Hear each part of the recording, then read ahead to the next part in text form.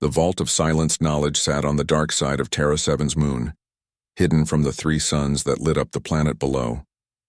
It was a massive structure built from materials that didn't exist anywhere else in the galaxy. The walls absorbed light instead of reflecting it, making the whole building look like a hole cut into reality itself. Inside those walls were the most dangerous things the Galactic Council had ever found. Weapons that could destroy stars, diseases that killed entire species, technologies that broke the laws of physics in ways that made scientists cry, and books. Lots and lots of books that nobody should ever read. Byung-ho arrived on a Tuesday morning, which meant nothing on Terra 7 because the moon didn't have days in any normal sense, but his Earth watch still kept track. He was 28 years old, fresh out of his doctorate program and absolutely thrilled to be there. His supervisor back on Earth had called this assignment the opportunity of a lifetime.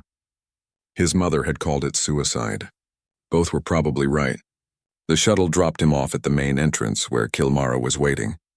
She was Frekti, which meant she looked like someone had tried to build a person out of purple crystal and given up halfway through. Light passed through parts of her body and reflected off others in ways that hurt to look at directly. She wore what the translator called a uniform, though it looked more like geometric patterns painted onto her crystalline surface. "You are Byung-ho," she said. It wasn't a question. Her voice came through his translator earpiece as something between wind chimes and breaking glass. "I am Kilmara. I will be your supervisor here. Do not touch anything without permission. Do not open any containers marked with red symbols. Do not attempt to read any texts in the forbidden sections. Do not feed the entities in Containment Bay 7. Do you understand?" "What's in Containment Bay 7? Byung-ho asked. "Things that eat curiosity," Kilmara replied, "which makes me think you should stay very far away from Containment Bay 7. She wasn't wrong. Byung-ho had been curious his entire life. As a child, he took apart computers to see how they worked. As a teenager, he learned 8 languages just because he could. As an adult, he studied xenoarchaeology and linguistics because he wanted to understand how alien minds worked. His apartment back on Earth was full of books, half-finished research papers, and notes written on every available surface. His ex-girlfriend once said that dating him was like dating a human search engine with attention problems.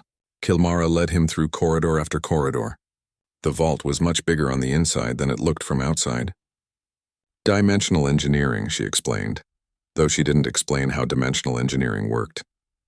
They passed rooms full of locked boxes, chambers with floating objects suspended in energy fields, and one hallway that seemed to curve in directions that shouldn't exist. His quarters were small but comfortable. A bed designed for human biology, a desk with a computer terminal connected to the vault's database, a window that showed a view of Terra 7 rotating slowly below them. He unpacked his things, which didn't take long. Clothes, his battered laptop, a collection of reference books that weighed more than everything else combined, and his leather satchel worn soft from years of use filled with notebooks and red pens. The red pens were important. Byung-ho never went anywhere without red pens. His first week was orientation and basic training. He learned the security protocols, the emergency procedures, and the correct way to handle artifacts that might be cursed, possessed, or actively malevolent. He met the other researchers, a mixed group of 24 beings from 14 different species. Most of them had been working at the vault for years. They all had the same look in their eyes, or eye equivalents. The look of people who had seen things that couldn't be unseen. Byung-ho's assignment was simple. He would be cataloging and translating texts from the non-dangerous sections, ancient poetry, historical documents, religious texts from civilizations that no longer existed. Nothing that would kill him, probably. He threw himself into the work. The texts were fascinating. He found creation myths that predicted quantum mechanics, love poems written in mathematical equations, a shopping list from a species that experienced time backwards. Every document was a puzzle, and Byung-ho loved puzzles. But he kept hearing about Object 447K. The other researchers talked about it in whispers during lunch breaks. The artifact that killed anyone who looked at it. The unsolvable mystery. The text that had claimed 243 victims over 17,000 years. Some of the galaxy's greatest minds had tried to study it. All of them ended up as empty shells, their consciousness completely erased, leaving bodies that still breathed but no longer thought. Kilmara warned him about it directly during his second week. I see you accessing files about the forbidden objects, she said. Her crystalline face somehow managed to look stern. Object 447K is not your concern. It is not anyone's concern. It simply exists, locked away where it cannot harm anyone else. But what if there's a way to study it safely? Byung-ho asked. What if there isn't? Kilmar interrupted. We have tried everything. Robots, AI systems, remote viewing, psychic shields. Nothing works. The curse activates the moment any conscious mind comprehends the text. Comprehension equals death. End of discussion. But it wasn't the end of discussion for Byung-ho. That night, alone in his quarters, he accessed the restricted files. He had to work around 3 layers of security, but his roommate back on Earth had taught him a few things about computer systems before Byung-ho left. His roommate was a hacker, though he preferred the term security researcher. The skills translated pretty well to alien computer systems. The files on Object 447K were extensive. The artifact itself was a crystalline tablet, roughly 1 meter tall and half a meter wide. The text was inscribed in what linguists called first script, a written language that seemed to predate all known civilizations. First script was readable by any being with language capability. The translation happened in the mind itself, which was part of what made the curse so effective. The files included partial images of the tablet, just fragments, carefully divided so that no complete sentence could be seen. Even looking at fragments was considered risky, but the Galactic Council had decided that some documentation was necessary. Byung-ho studied the fragments, and then he saw it. The grammar was wrong. He zoomed in on one fragment. The verb conjugation didn't match the subject. In another fragment, a modifier was placed incorrectly. A third fragment showed what looked like a tense shift in the middle of a sentence. Whoever wrote this curse, they had made mistakes. Lots of mistakes. Byung-ho sat back in his chair, his mind racing. Every text had meaning, and meaning was built on structure. If the structure was flawed, what did that say about the curse itself? Could grammatical errors affect a psychic attack? It seemed impossible. Then again, everything about the curse seemed impossible. He knew what he had to do. It was stupid. It was dangerous. It would probably get him killed or worse. But he couldn't help himself. He had to see the tablet. He had to read it. He had to correct it. At 3 a.m, station time, Byung-ho left his quarters. He had studied the security systems for days. He knew the patrol patterns, the sensor locations, the blind spots in the surveillance network. His heart was pounding as he made his way through the dark corridors toward the forbidden section. The chamber containing Object 447K was sealed behind 3 locked doors. Each lock required different bypass techniques. The first one took him 10 minutes. The second took 5. The third one opened on his second attempt. The chamber was cold and empty except for a single pedestal in the center. On that pedestal sat Object 447K. The tablet glowed with a soft blue light. The text carved into its surface seemed to move when he wasn't looking directly at it. Byung-ho could feel something radiating from it.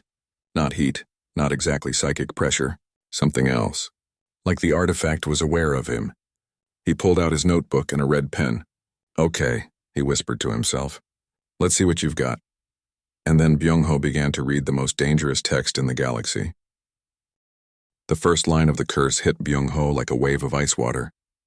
The words appeared in his mind, not as English or Korean or any language he knew, but as pure meaning. The curse was designed to bypass translation and speak directly to consciousness itself. That was what made it so deadly. The meaning was simple and terrible. The words wanted to erase him. They wanted to reach into his mind and delete everything that made him who he was. His memories, his personality, his thoughts, everything. The curse pushed against his consciousness like a giant hand trying to crush an egg. Byung-ho felt pressure building behind his eyes. His head started to hurt. His vision blurred slightly. The curse was working exactly as designed. He could feel it trying to take hold, trying to find the weakness in his mind that would let it pour in and wash away everything he was. Then he looked at the grammar. Wait, he said out loud. His voice sounded strange in the empty chamber. This is a sentence fragment. You can't start a curse with a dependent clause and not finish the thought. That's just bad writing. He pulled out his red pen and wrote in his notebook. Line 1, grammatical error, incomplete sentence structure. The fragment needed to be connected to line 2 or restructured completely. The curse continued its assault. The pressure increased. Byung-ho felt like his skull was too small for his brain. But something was happening. The curse couldn't get a grip. Every time it tried to establish itself in his mind, his brain was too busy analyzing the grammar to let it in. "And here," Byung-ho muttered, reading the second line, "you're switching from second person to third person in the same sentence. Pick a perspective and commit to it. This is amateur hour." He made another note. "Point of view inconsistency. Needs revision." The blue light from the tablet grew brighter. The curse seemed almost frustrated, if a psychic attack could feel frustration. It pressed harder against Byung-ho's consciousness, trying different angles, different approaches. Each time, his editorial instincts kicked in faster than the curse could penetrate. Up in the security center, alarms started blaring. Chilmara had gone to sleep 3 hours ago, but the emergency protocols woke her instantly. She materialized in the control room, her crystalline body reflecting the red warning lights. "What is happening?" she demanded. The security officer on duty, a four-armed Kelton named Voss, pointed at the monitors with 3 of his hands while typing commands with the 4th. "Containment breach in Section 9. Someone is in the chamber with Object 447K. Kilmara's entire body flashed bright purple, which in Vrekti meant extreme alarm. "Who, how?" "The human. Byung-ho. He disabled the security systems and opened the locks. He's reading it right now?" Kilmara asked, her voice somehow managing to sound even more like breaking glass than usual. "Yes, for approximately 4 minutes. That's impossible. He should be brain dead already. Everyone dies in less than 30 seconds. But the cameras showed Byung-ho very much alive. He was standing in front of the tablet with a notebook in one hand and a red pen in the other. He appeared to be taking notes. "Get a security team down there immediately," Kilmara ordered. "Full containment protocols. The purge cycle needs 12 minutes before we can open the doors safely," Voss said. "Otherwise, the curse might spread to—" "I know what the protocols are," Kilmara snapped. "Just get the team in position, and get me a direct audio feed." Voss worked his controls. A moment later, they could hear what Byung-ho was saying. "Seriously, this is the worst case of unclear antecedents I've ever seen. What does it refer to here? The consciousness? The erasure? The curse itself? You need to be specific. Pronouns are not substitutes for clear communication." Kilmara stared at the monitor. Is he critiquing the curse?" "It appears so," Voss confirmed. In the chamber, Byung-ho was now halfway through the inscription. His headache had gotten worse, and he could feel something trying to claw its way into his mind. But it was like the curse was trying to find a door that didn't exist. Every time it thought it found an opening, Byung-ho's brain was too busy being annoyed by grammar mistakes to let it in. "Oh, come on," he said, reading the 3rd paragraph. "You've got 3 different verb tenses in one sentence. Past, present, and future. That's not mysterious or mystical, that's just confusing. And is this supposed to be a comma or a semicolon? Because the way you're using it, it should be a semicolon, but I think you actually want an EM dash here, for dramatic effect." He wrote more notes. The curse raged against him. The blue light flickered and pulsed. The temperature in the chamber dropped 10 degrees. Frost formed on the pedestal. Byung-ho barely noticed. He was too focused on what he was now convinced was the most poorly edited text he had ever encountered in his entire academic career. "And here's the real problem," he continued, moving to the 4th paragraph. "Your entire binding mechanism depends on linguistic comprehension, but you've structured the curse in a way that makes true comprehension almost impossible. The reader's mind gets stuck trying to parse the bad grammar instead of absorbing the actual meaning. It's like you built a trap and then filled it with warning signs by accident." He paused, tapping his pen against his notebook. "Actually, I wonder if that's why it works. The curse doesn't succeed because of the meaning. It succeeds because the attempt to comprehend broken language overloads the mind. But if someone just accepts the broken language and analyzes it instead of trying to force it to make sense..." The security team arrived outside the chamber. 12 officers in full containment suits, armed with weapons designed to stun without killing. They waited as the purge cycle completed, watching through the reinforced windows as the human continued his impossible task. Byung-ho reached the final paragraph. The curse made one last massive push, throwing everything it had at his consciousness. The pressure became almost unbearable. His nose started to bleed. His hands shook. "Nice try," he gasped. "But you've got a critical spelling error here, see this? You wrote erase with 2 R's and 1 S. It should be erase with 1 R and 1 S. That's not even a grammar thing. That's just a typo. Did you even proofread this before carving it into a crystal tablet? He made a final note. Spelling error and binding clause.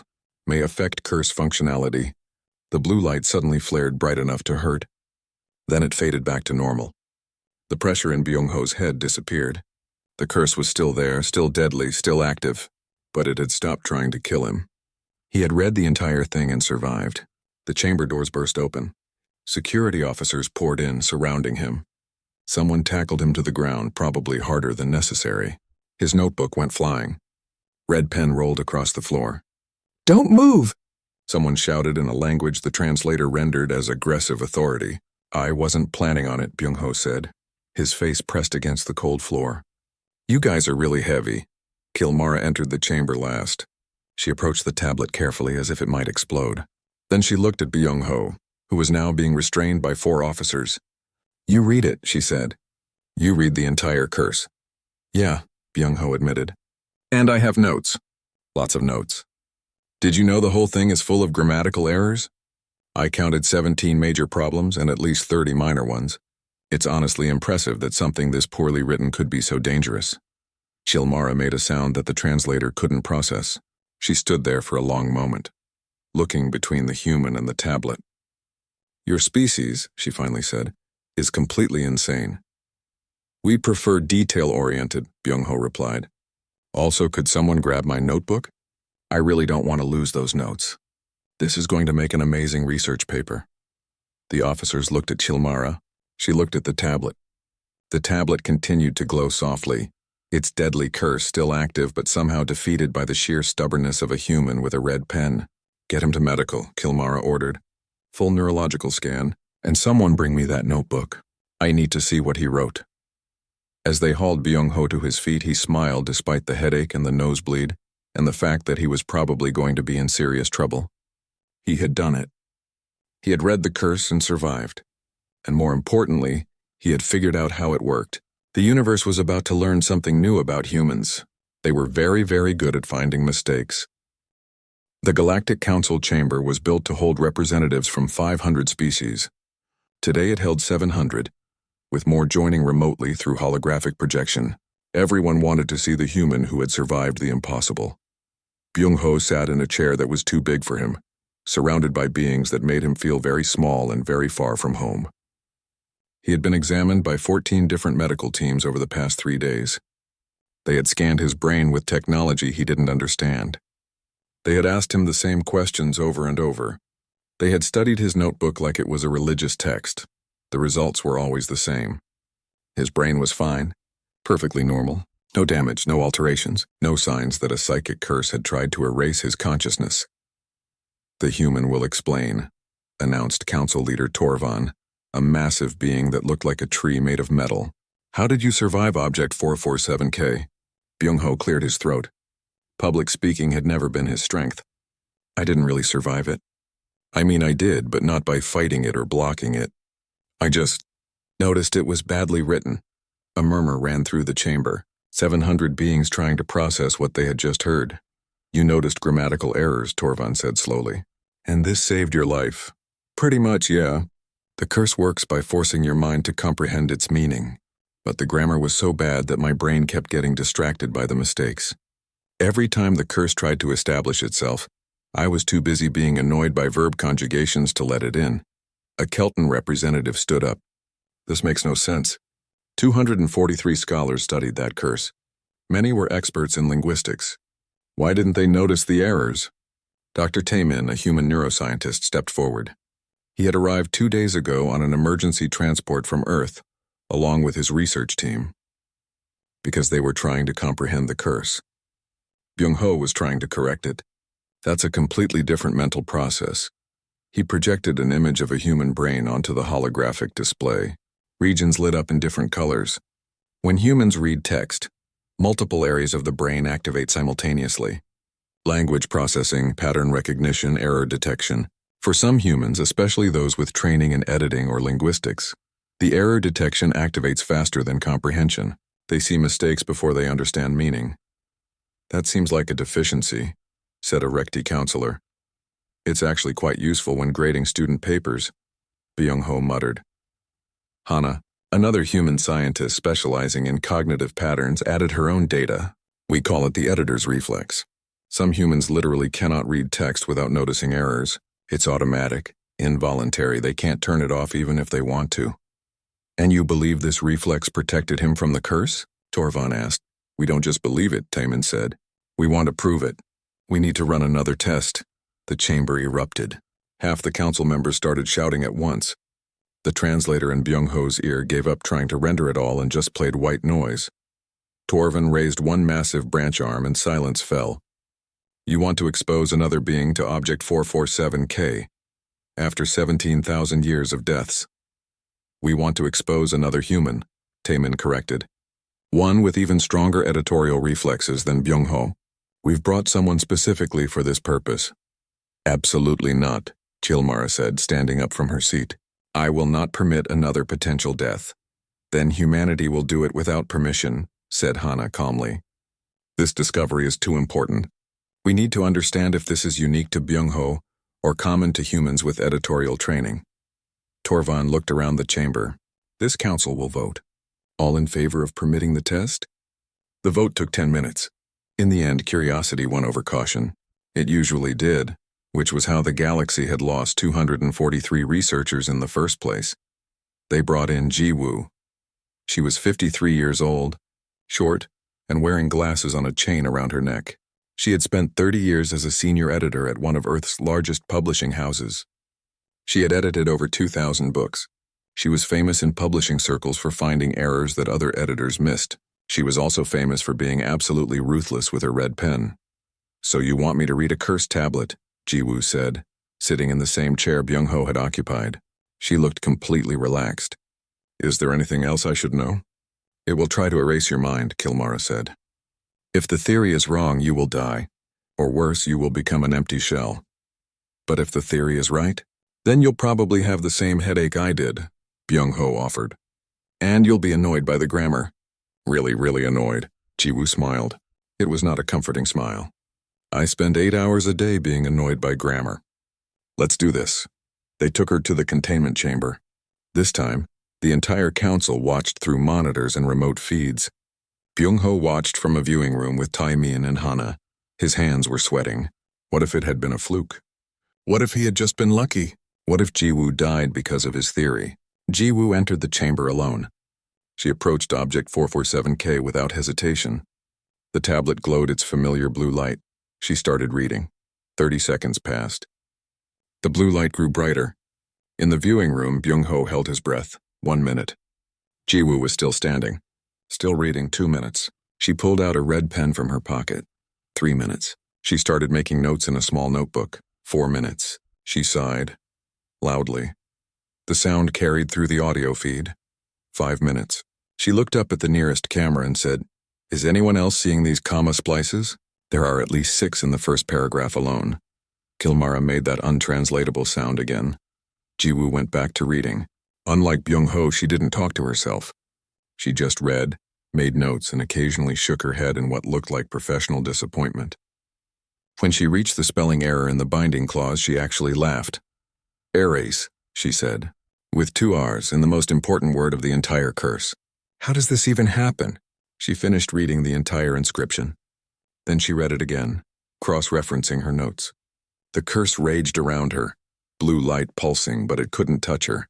Her mind was too busy cataloging errors. Okay, she announced. I'm done. Can someone bring me the proper tools? This tablet needs serious editing. What? Kilmara's voice came through the speakers. The curse structure is sound, Ji-woo explained patiently. The psychic binding is elegant, but the execution is terrible. Give me the right equipment and I can fix it. They gave her a nano-etching tool used for precise work on artifacts. Ji-woo studied the controls for a minute, then approached the tablet. The council watched in horrified fascination as she began to edit Object 447K directly. She corrected the verb, conjugations, fixed the point of view shifts, removed the comma splices, restructured the sentence fragments, changed the spelling of erase to erase. She worked for 20 minutes completely focused, tongue sticking out slightly between her teeth the way people do when concentrating hard. When she finished, she stepped back. There. Still a deadly psychic curse, but at least now it's grammatically correct. The tablet began to glow differently. Not blue anymore, white, pure white. The light grew brighter and brighter until everyone watching had to look away. When the light faded, Object 447K was cracking. Tiny fractures appeared across its surface, spreading like ice breaking on a frozen lake. The curse's binding was falling apart. The grammatical errors had been essential to its function. By correcting them, Jiwoo had destroyed the delicate balance that made it work. The tablet shattered into dust. 17,000 years of death ended by a copy editor. The council chamber was silent for a long moment. Then chaos erupted. Some members were celebrating. Others were shouting about the loss of the ancient artifact. A few were laughing, though their species didn't normally laugh. Byung-ho just sat back in his chair, relieved. It hadn't been a fluke. It was real. Humans could actually do this. Kilmara found him in the viewing room afterward. Your people, she said, are the strangest beings I have ever encountered. We get that a lot, Byung-ho replied. The artifact is destroyed. The mystery is solved, and it was solved by grammar corrections. Sometimes the simplest answer is the right one. Kilmara's crystalline face somehow managed to look thoughtful. The tablet's dust is being analyzed. If we can reconstruct the complete text, we might learn what the curse was originally meant to protect. You think it was protecting something? All curses protect something, Kilmara said. The question is what? The answer would come sooner than anyone expected. The dust from Object 447K contained more than just the remains of a curse. When the scientists analyzed it properly, they found data encoded in the crystalline structure itself. Coordinates, a location in deep space, in a region that had been marked as uninhabitable for 60,000 years. The Galactic Council spent 2 weeks arguing about what to do. Some wanted to ignore the coordinates. Others wanted to send automated probes. But in the end, curiosity won again. They approved an expedition with a full crew and a proper research vessel. The ship was called Eternal Question, which Byung-ho thought was a bit pretentious but appropriate. It was designed to hold 20 crew members from different species, along with enough supplies for a 6-month journey. The ship had weapons, shields, and enough scientific equipment to analyze anything they might find. Byung-ho volunteered immediately. So did Jiwoo, Taimin, and Hana. They were the humans who had survived the curse. They had earned the right to see what it was protecting. Kilmara joined them, saying someone needed to keep the humans from getting themselves killed. The rest of the crew was a mix of scientists, soldiers, and one very nervous pilot. The journey took 3 weeks through hyperspace. Byung-ho spent most of that time working on translating the curse text now that they had the complete version. With all the grammar corrected, the words made much more sense. It wasn't really a curse at all. It was a warning. Listen to this, he said one evening in the ship's common area. The humans and Kilmara were having dinner together. While the humans were eating, Kilmara absorbed nutrients through her crystalline surface in a process she declined to explain. The text says, "Those who consume chaos and produce order must never pass this gate. Those whose minds correct what was written in error will break what must remain broken. Turn back, editors of reality. This place is not for you." Editors of reality, Jiwoo repeated. That's a weird phrase. The whole thing is weird, Taemin said. Why write a warning that kills anyone who reads it? That's the opposite of how warnings work. Unless, Hana suggested, the warning was meant to kill anyone who wasn't an editor of reality. Anyone who couldn't survive reading it wasn't the person the warning was for. Byung-ho nodded. It's a filter, a test. The curse eliminates anyone whose mind works normally and lets through anyone whose mind works like ours. So it was meant for humans? Asked Lieutenant Kwan, the ship's security officer. He was human too, former military, and carried a weapon even at dinner. Or beings like humans, Byung-ho said. We might not be the only species that edits reality. We're just the first ones to find the tablet. They dropped out of hyperspace on schedule, arriving at the coordinates from the dust. The pilot, whose name was something the translator gave up trying to pronounce, brought them in carefully. The sensors showed something big ahead of them. Getting readings, the pilot said. Structure detected. Very large structure. Orbiting a dead star. The view screen showed what they were dealing with. It wasn't a building. It wasn't a station. It was a construct the size of a small moon, made from the same light-absorbing material as the vault. It hung in space around a collapsed star that no longer gave off any heat or light. "That's a library," Jiwoo said suddenly. "How can you tell?" Kilmara asked. "Look at the architecture. Those are reading rooms. That's a main hall. Those sections are storage. I worked in a library during college. I know what library design looks like, even alien library design." She was right. As they got closer, the structure resolved into something that was clearly meant for storing and accessing information. Windows, doors, what looked like shelves visible through the windows. It was a library. The biggest library anyone had ever seen. "Scanning for life signs," Lieutenant Kwan said. "Nothing. No biological activity. But there are active power systems. Lights, atmosphere, temperature control. This place is running." They docked at what looked like a main entrance. The airlock cycled properly, accepting their ship without any problems. The doors opened to reveal a massive hallway lined with shelves. "Millions of books, tablets, and data crystals. This is incredible," Taemin whispered. His voice echoed in the huge space. They explored carefully, weapons ready, sensors active. But there was no danger. Just books. Endless books. Room after room after room of written material in thousands of different languages and formats. Byung-ho picked up a book at random. It was written in first script, the same language as the curse. He started reading the first page, then he stopped. "This is terrible.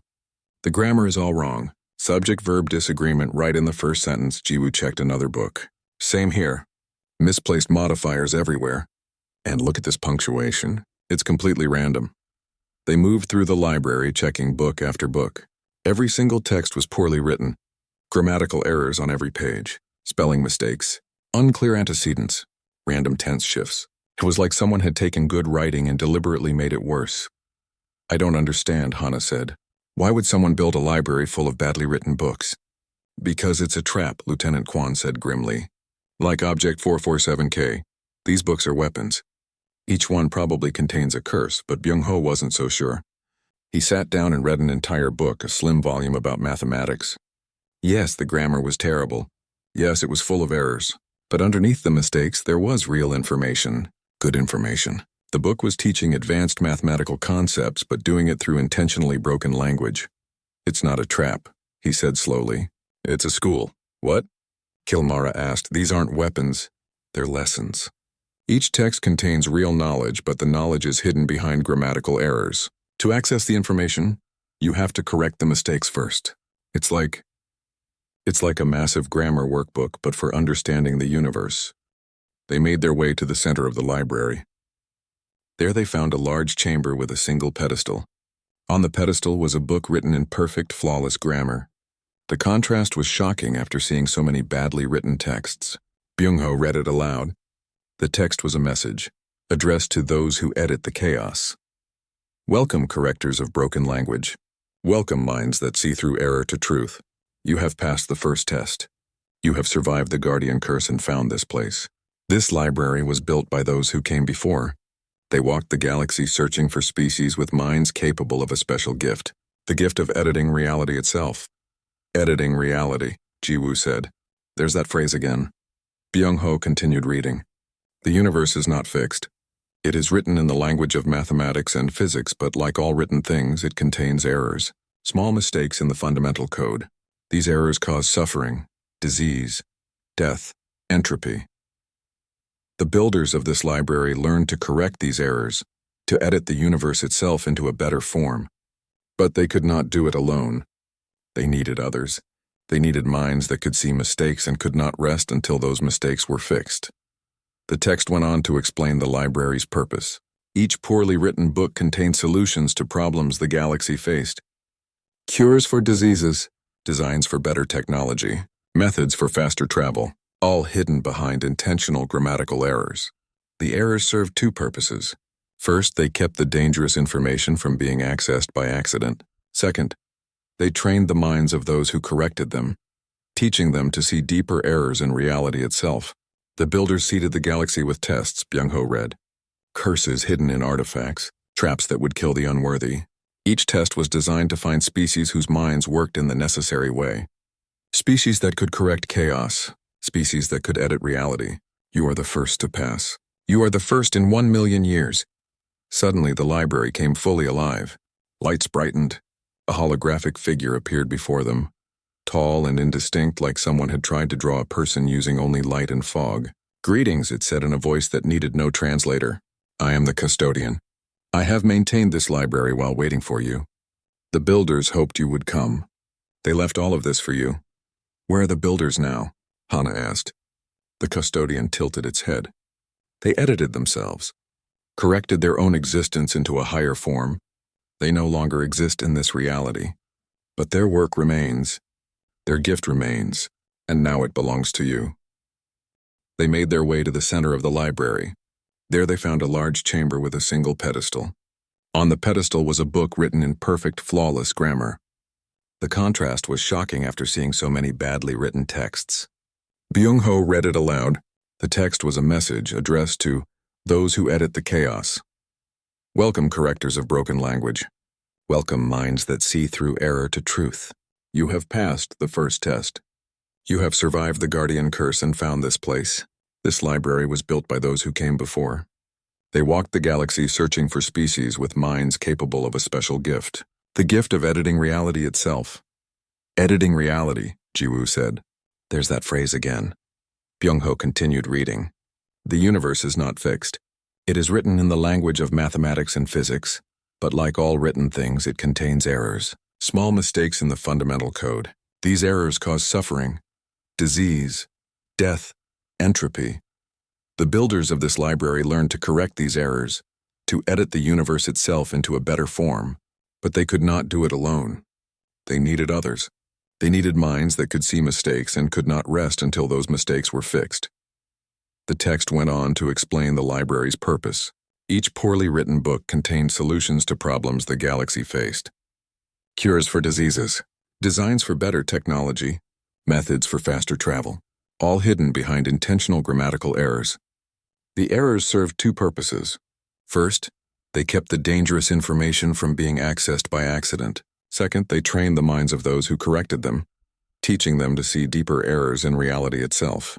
The builders seeded the galaxy with tests, Byung-ho read.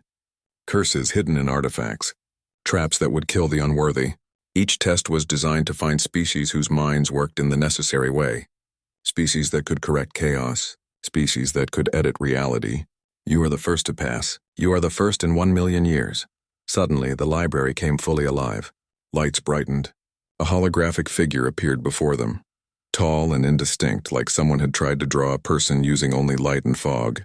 "Greetings," it said in a voice that needed no translator. "I am the custodian. I have maintained this library while waiting for you. The builders hoped you would come. They left all of this for you." "Where are the builders now?" Hana asked. The custodian tilted its head. "They edited themselves, corrected their own existence into a higher form. They no longer exist in this reality, but their work remains. Their gift remains, and now it belongs to you." They made their way to the center of the library. There they found a large chamber with a single pedestal. On the pedestal was a book written in perfect, flawless grammar. The contrast was shocking after seeing so many badly written texts. Byung-ho read it aloud. The text was a message addressed to those who edit the chaos. "Welcome, correctors of broken language. Welcome, minds that see through error to truth. You have passed the first test. You have survived the guardian curse and found this place. This library was built by those who came before. They walked the galaxy searching for species with minds capable of a special gift. The gift of editing reality itself." "Editing reality," Jiwoo said. "There's that phrase again."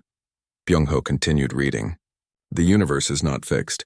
It is written in the language of mathematics and physics, but like all written things, it contains errors, small mistakes in the fundamental code. These errors cause suffering, disease, death, entropy. The builders of this library learned to correct these errors, to edit the universe itself into a better form, but they could not do it alone. They needed others.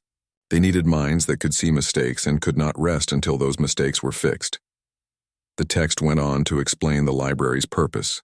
Each poorly written book contained solutions to problems the galaxy faced.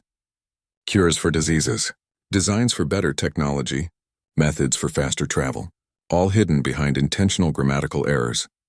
The errors served two purposes. First, They kept the dangerous information from being accessed by accident. Second, they trained the minds of those who corrected them, teaching them to see deeper errors in reality itself. The builders seeded the galaxy with tests, Byung-ho read. Curses hidden in artifacts. Traps that would kill the unworthy. Each test was designed to find species whose minds worked in the necessary way. Species that could correct chaos. Species that could edit reality. You are the first to pass. You are the first in 1,000,000 years. Suddenly, the library came fully alive. Lights brightened. A holographic figure appeared before them. Tall and indistinct, like someone had tried to draw a person using only light and fog. Greetings, it said in a voice that needed no translator. I am the custodian. I have maintained this library while waiting for you. The builders hoped you would come. They left all of this for you. Where are the builders now? Hana asked. The custodian tilted its head. They edited themselves, corrected their own existence into a higher form. They no longer exist in this reality. But their work remains. Their gift remains. And now it belongs to you.